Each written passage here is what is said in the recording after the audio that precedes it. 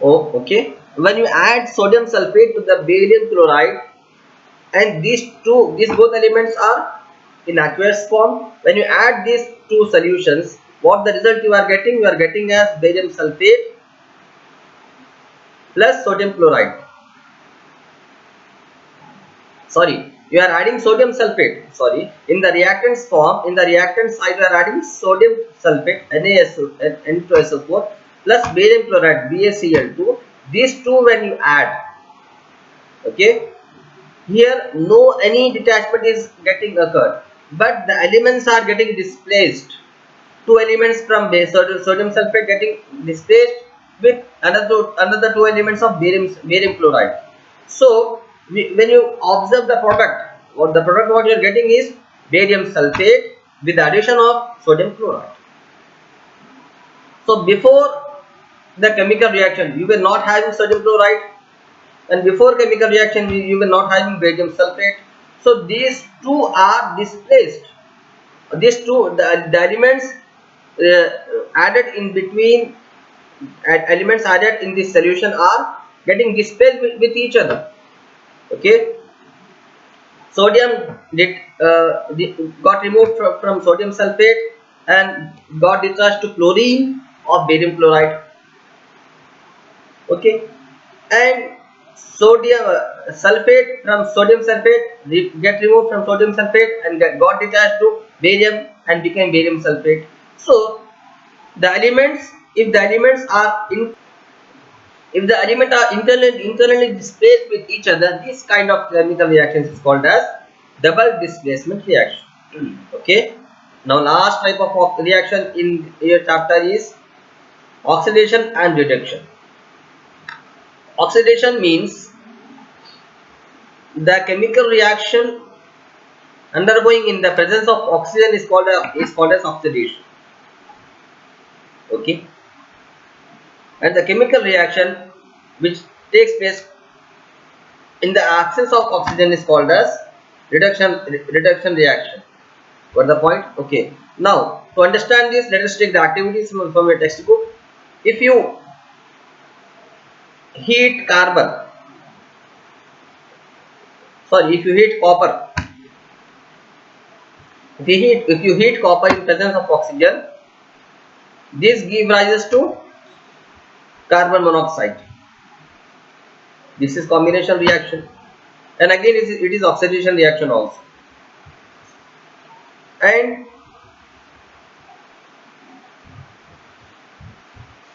now observe here, we are having carbon monoxide. Okay, oh, sorry, we are getting carbon monoxide as a product. Presently we were having, initially we were having carbon, copper plus oxidation, copper plus oxygen. Okay, and the result what we got after heating, we got copper oxide. Simple reaction. Okay, this is oxidation reaction. Oxidation means this reaction is occurring in the presence of oxygen. Okay, again if we convert back this reaction, that means if we convert back this reaction, but after during conversion, during converting back, we have to add one element. What element we have to add? If hydrogen gas is passed over this heated material, that is copper oxide, the black coating on the surface turns brown as the reverse reaction takes place and copper is obtained. Got the point? What I did, I took the copper and I have oxidized that.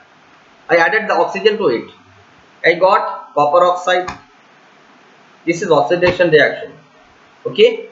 Now I want copper back from this reaction. I need to remove the copper back from this reaction. So I cannot do as I did earlier, that I heated the copper oxide, copper material, copper element, and I got copper monoxide.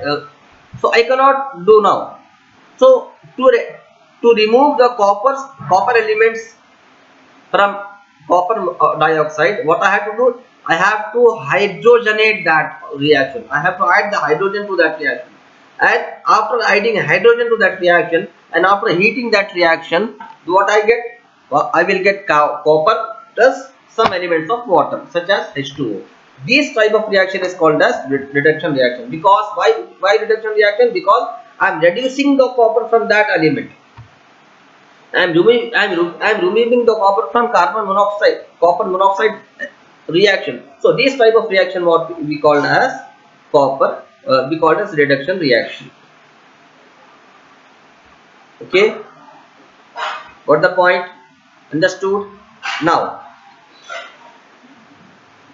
have you observed the effects of oxidation and reaction in everyday life? Okay, without doing anything, without involving in any activity, we can observe the reactions. We can observe the oxidation reaction in our daily life. How can we observe that? I think you all are aware with the with the iron elements.